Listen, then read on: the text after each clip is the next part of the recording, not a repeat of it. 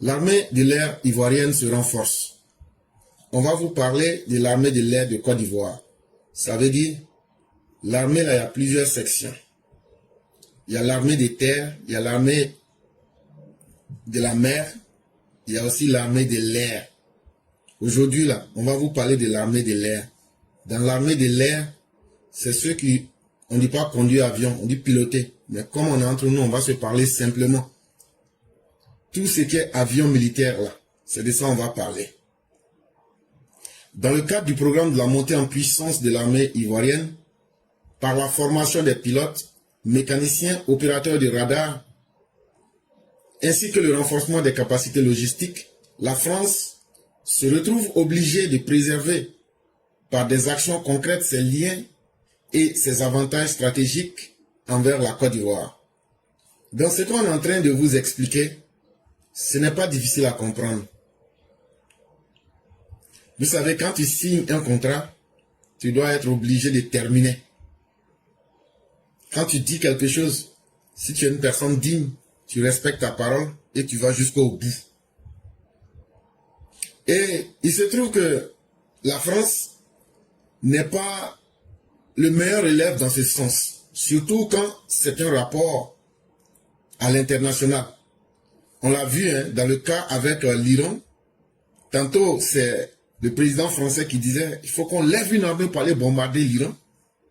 Tantôt, c'est lui qui dit non, les Iraniens, ils ont raison. Et en même temps, il s'est caché pour participer aux opérations. Donc, ça veut dire un pays, 3 positions.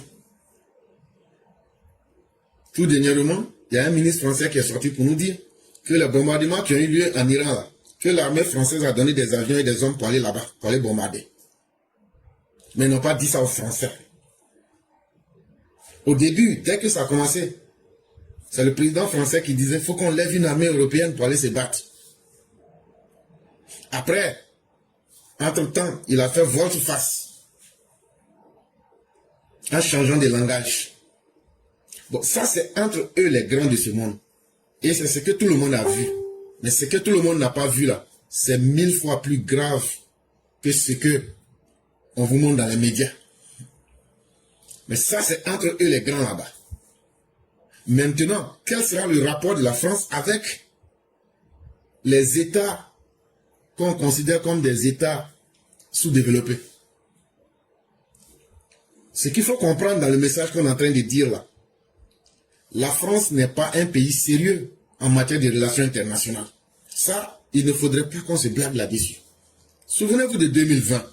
C'est la même France qui a permis à Soroguium d'organiser des actions de fanfaronnade appelées Crash Paris, de lancer des messages d'incitation et de coup d'État à partir de Paris, à partir de l'hôtel Bristol. Pendant très longtemps, Soroguium a fait ça. Est-ce qu'un citoyen ivoirien peut se permettre d'aller à Paris? Pardon, un citoyen français peut se permettre d'aller à Abidjan et de dire je demande que l'armée française enlève les dirigeants français. Bon, ce qui s'est passé en 2020, là, vous allez me dire mais ça c'est en 2020, c'est fini.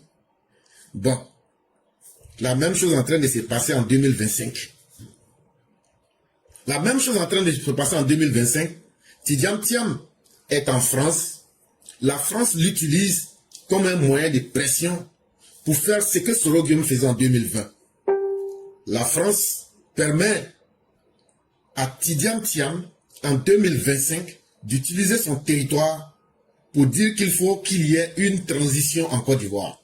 Une transition, c'est quoi? Il y a quel problème? Il y a quel dysfonctionnement pour que la Côte d'Ivoire passe par une transition? Moi, je ne suis pas français. Maintenant, ceux qui comprennent français plus que nous, venez nous expliquer c'est quoi faire une transition politique.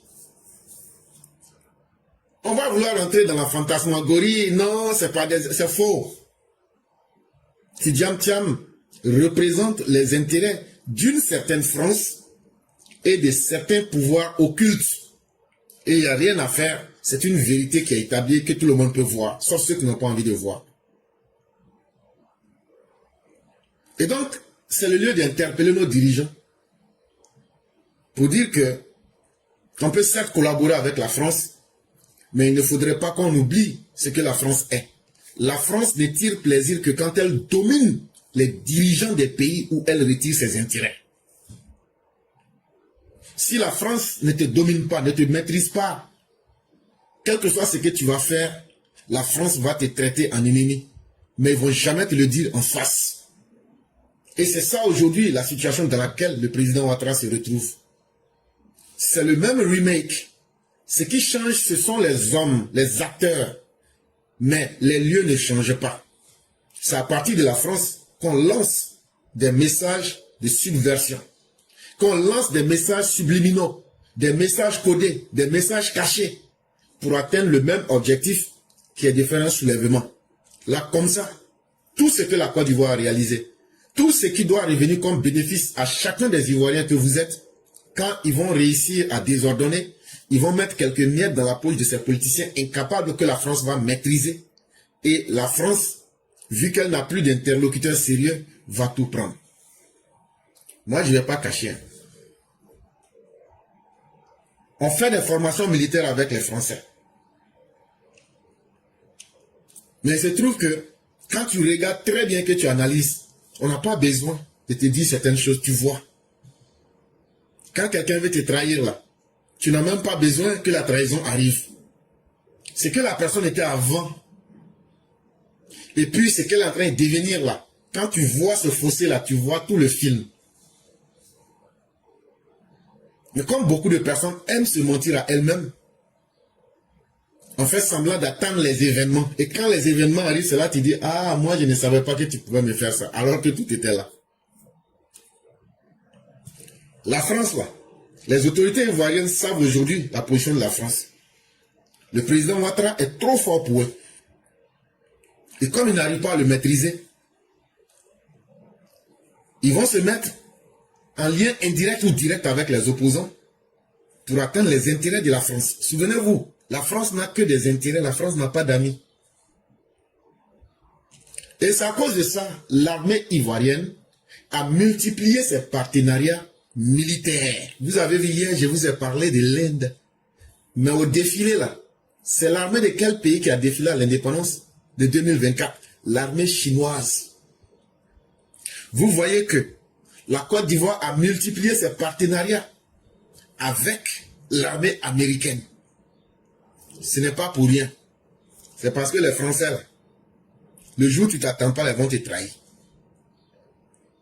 Et c'est pourquoi la Côte d'Ivoire, pour empêcher que, à travers son armée de l'air, ne puisse être victime de la France, on s'est beaucoup focalisé sur le matériel chinois.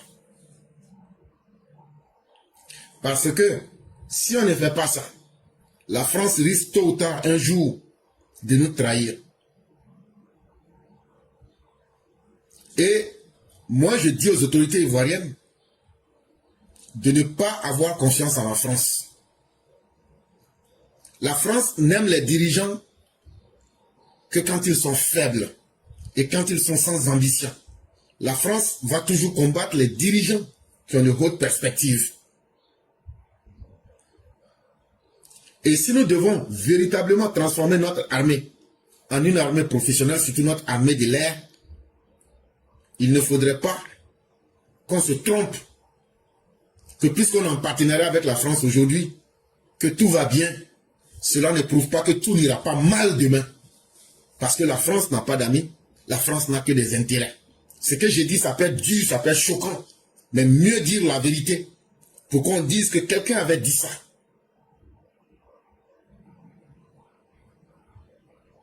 Et si on veut que notre armée de l'air devienne un pilier de notre armée et que cette même armée devienne un moyen de diplomatie en Afrique et surtout en Afrique de l'Ouest, il ne faudrait pas que nous nous limitions à un seul partenaire. Et lorsqu'on ne va pas se limiter à un seul partenaire et que la France va se voir obligée, puisqu'elle va voir qu'on a plusieurs partenaires, elle n'aura d'autre choix que de s'aligner. Et c'est la politique française. Chaque fois que vous voyez que la France s'aligne dans quelque chose, c'est quand elle n'a plus de solution et qu'elle a été affaiblie. Ça a été comme ça en Algérie. C'est pourquoi aujourd'hui les Français respectent les Algériens. Et c'est comme ça que le monde fonctionne. Il n'y a pas de sentiment, il n'y a pas de pitié. Si tu permets aux autres de se servir de toi pour atteindre leurs objectifs, ils le feront. Et la Côte d'Ivoire est aujourd'hui à un point crucial où tout peut arriver en Côte d'Ivoire aujourd'hui. Quand je dis que tout peut arriver en Côte d'Ivoire, ça veut dire que des grands malheurs peuvent arriver, comme des grands bonheurs aussi peuvent arriver. Pourquoi? Quand on vous dit que des sites d'or de valeur mondiaux ont été découverts, quand on vous dit qu'on a découvert du gaz à quantité incalculable, quand on vous dit qu'on a découvert du pétrole, et en plus, quelle qualité de pétrole? Du Brent, la première qualité. Quand on vous dit aujourd'hui le budget de la Côte d'Ivoire de plus de 15 000 milliards, ça fait rêver tout le monde. Ça ne fait pas rêver que vous les Ivoiriens. Ça fait rêver tous les grands groupes internationaux de crimes. Et les politiciens ivoiriens que vous voyez là, surtout Tidjane Thiam là, il a rassemblé aujourd'hui tous ces grands groupes de criminels internationaux derrière lui. Il leur a fait des promesses. Vous les Ivoiriens là, vous êtes vendus, mais vous ne savez pas en ce moment. Ce que je dis là, certains peuvent dire ce sont les paroles d'un fantôme qui se prend pour un savant. Mais la vraie réalité là, quand on te l'a dit là, tes oreilles n'aiment pas. Chez Tidjane Thiam et l'opposition ivoirienne, s'ils étaient capables de faire le bonheur des Ivoiriens là, toi tu dis que tu m'aimes. J'ai dit, mais tu vas faire quoi pour me prouver que tu m'aimes? Tu me dis, non, non, non, faut me donner d'abord le pouvoir sur toi. Là, après, maintenant, je vais te montrer comment je t'aime. C'est eux qui disent qu'ils aiment les Ivoiriens. On leur dit, bon, votre amour pour les Ivoiriens là, montrez ça en faisant un programme de campagne pour montrer que vous allez vous engager. Ils disent, non, non, non. Et tout est déjà là. Et Tidjane Thiam prend des directives avec ces personnes-là et ils lui ont ouvert tous les médias occidentaux. Ce sont les signes qui ne trompent pas. Tous les médias occidentaux lui sont ouverts pour atteindre cet objectif. Avant qu'il ne passe à une action violente, il faut discréditer, salir un régime. Quand eux-mêmes ils n'ont pas les preuves, ils envoient des soi-disant fils de ces pays africains pour salir leur propre pays. La France ne peut pas être ce pays-là qui est en train de dire qu'elle est en coopération militaire avec la Côte d'Ivoire. C'est ça la base de ma pensée. Et en même temps, accepter sur son territoire que des gens disent qu'il faut une transition. Ça veut dire une action violente. Et ils ne le cachent pas. Ils vont brûler le pays. Si eux, leurs objectifs ne sont pas atteints. Les opposants le disent. Et la France permet que sur son territoire, une personne puisse matin, nuit, soir, jour, faire ce travail-là et déclare ça. Et les autorités françaises ferment les yeux là-dessus. C'est ce que je suis en train de dire. Et interpeller l'armée ivoirienne en général pour leur dire partenariat certes, mais prudence d'abord. Parce que la France n'a pas encore fini avec ses instincts de domination coloniale sur l'homme noir et surtout sur l'Africain. Et si nous nous prenons garde, si nous négligeons ce détail qu'on n'aime pas entendre aujourd'hui, ça risque de nous coûter cher. Et c'est pourquoi les autorités ivoiriennes, qui Dieu merci ont compris cela, n'ont pas hésité à renforcer les capacités logistiques de l'armée ivoirienne, c'est-à-dire à chercher beaucoup de matériel. Mais on ne s'est pas limité à un seul matériel pour dire, comme on est avec la France, on s'entend là, ce matériel français, on va prendre. Et aussi, on a diversifié aussi nos capacités de projection. Que ce soit en termes de frappe, que ce soit en termes de surveillance, que ce soit en termes de collecte même des renseignements militaires. Et on a diversifié toutes ces connaissances-là pour ne pas qu'on puisse dépendre de quelqu'un.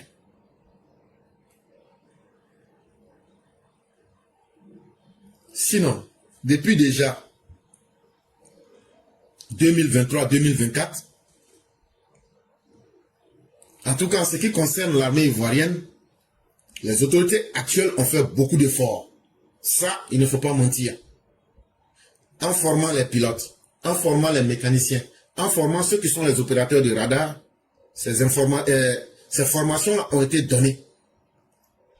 Et c'est tellement bien vu que on prend les formations dans n'importe quel domaine.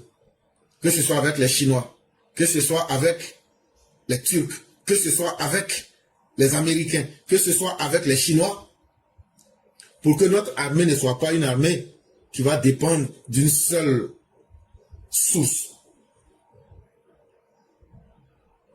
Et donc, il faut s'attendre à de nouveaux matériels, sinon, déjà même des matériels qui sont là. On a des radars girafes AMB qui nous servent depuis 2023 à surveiller les frontières nord-est du pays. Ce sont des radars de marque américaine, bien sûr. Ça, tout le monde devrait comprendre. On a aussi des avions C-130H qui participent à la formation des pilotes ivoiriens, ceux qui sont les opérateurs de radio. Et on prend ça aussi pour faire les entraînements, pour sauter en parachute là. Les commandos parachutistes là. Et ils utilisent ça pour faire leur entraînement. Vous vous souvenez, il y avait eu des avions qui étaient quittés au Tchad. Et puis, je vous avais dit que les avions là, il y avait Mirage dedans. Les Mirages là. Je vous avais dit ici que la Côte d'Ivoire en a. Et je vous avais donné la raison. Quand ils sont venus, que séance de formation. Depuis quand vous avez vu quelqu'un, chaussures que tu ne vas pas porter, tu t'en vas payer. Ou même nourriture que tu ne vas pas manger, tu t'en vas payer ça pour garder que c'est joli. Ça, c'est l'attitude de quelqu'un qui est très bête. On a 3 Mirage 2000D. L'armée ivoirienne, on a 3 avions Mirage 2000D. Ce sont des avions de combat aérien extrêmement puissants. Et ça permet de surveiller aussi l'espace aérien. Et ça permet aussi d'apporter de l'appui aux troupes qui sont au sol. Et ça permet aussi d'intercepter. En tout cas, la Côte d'Ivoire, pour son salut, va rester un partenaire fiable et stratégique de la France. Mais est-ce que la France va être fiable et sérieuse vis-à-vis de la Côte d'Ivoire? C'est là que réside le problème. Parce que hier, les djihadistes ont frappé à quelques kilomètres du Sénégal. D'ailleurs, même les djihadistes même sont au Sénégal déjà. Ils sont en train de coordonner leurs forces pour rentrer là-bas parce qu'ils ont compris que les dirigeants du Sénégal sont faibles. Bientôt, là, vous allez entendre qu'il y a eu des attaques djihadistes au Sénégal. Pas plus tard que hier, les djihadistes ne s'étaient jamais du tout rapprochés du Sénégal que hier. Ça veut dire que si ce qui ne s'est jamais produit s'est fait hier, là, ça veut dire qu'après, demain, mais dans les jours, mais dans les mois à venir, là, vous allez entendre qu'il y a eu des attaques djihadistes au Sénégal. Parce que la qualité des dirigeants qui est au Sénégal actuellement n'est pas à la hauteur des rendez-vous. Les djihadistes, là, ce ne sont pas des idiots. Hein. Ils analysent les terrains et ils regardent surtout les yeux des dirigeants qui sont dans les différents pays. Je vous ai déjà expliqué ici comment les djihadistes opèrent. J'ai fait ça dans une émission. Et donc, ce n'est pas notre souhait que ce pays frère soit attaqué. Mais la France, si elle ne comprend pas qu'aujourd'hui, là, si elle perd la Côte d'Ivoire ou bien le Sénégal, ça n'est fini totalement pour la France en Afrique. Si la France veut précipiter sa chute, tant mieux. C'est un choix stratégique qu'elle va assumer. Mais si la France veut ne plus être dans le concert des nations, en tout cas, elle va permettre de piétiner son propre destin. Mais nous, on aura compris une chose. Nous ne sommes l'ennemi de personne et nous serons l'ami de tous. Mais cela ne fait pas de nous des gens qui vont se livrer à prix d'or à tout le monde. Il faut que ce soit fait sur la base du respect mutuel. Ce que nous ne ferons pas, ce que nous n'accepterions pas, qu'un politicien français vienne en Côte d'Ivoire pour lancer des menaces, pour lancer des langages de subversion, pour lancer des langages de désordre à partir d'Abidjan. Est-ce que les diplomates français n'ont plus la connaissance suffisante de pouvoir analyser les propos et dire que cela n'est pas sérieux. C'est quel type de France que ces messages-là arrangent pour que toute la France se taise pour regarder ces événements? La France veut-elle être un complice direct ou bien indirect de la crise qu'elle veut créer en Côte d'Ivoire en 2025? La France veut encore nous rééditer le schéma du génocide rwandais parce que la France a été complice de ce génocide. La France veut encore être complice de ce qui s'est passé entre les ninjas et Sassou et Lissouba en Centrafrique dans les années 90. La France veut-elle encore être complice d'un nouveau génocide quelque part dans un pays qu'on appelle la Côte d'Ivoire en 2025? Parce que la France sert déjà de base arrière à ceux qui veulent fomenter des troubles et à ceux qui ont intérêt à ce qu'on viole les lois de la République. Quand vous demandez qu'on viole les lois, c'est pour qu'on crée le désordre. Est-ce qu'aujourd'hui la France a décidé de trouver son bonheur dans ce désordre-là? En tout cas, le contexte régional ouest africain, personne n'est à l'abri d'un revirement à 180 degrés. Parce que chacun sera obligé de tenir compte de ses intérêts. Et au pire des cas, nous, Ivoiriens, le régime là, on ne va pas avoir honte à nous offrir au plus offrant. Celui qui peut nous aider à nous sauver et à sauver notre peau là, on ne va pas hésiter. Qu'il soit français, chinois, ou bien quoi qu'il soit, ou américain. En tout cas, il faudrait que nous soyons conscients de cette réalité et que nous ne puissions pas nous tromper nous-mêmes. Les autres peuvent vous tromper, mais vous-même n'acceptez jamais de vous tromper.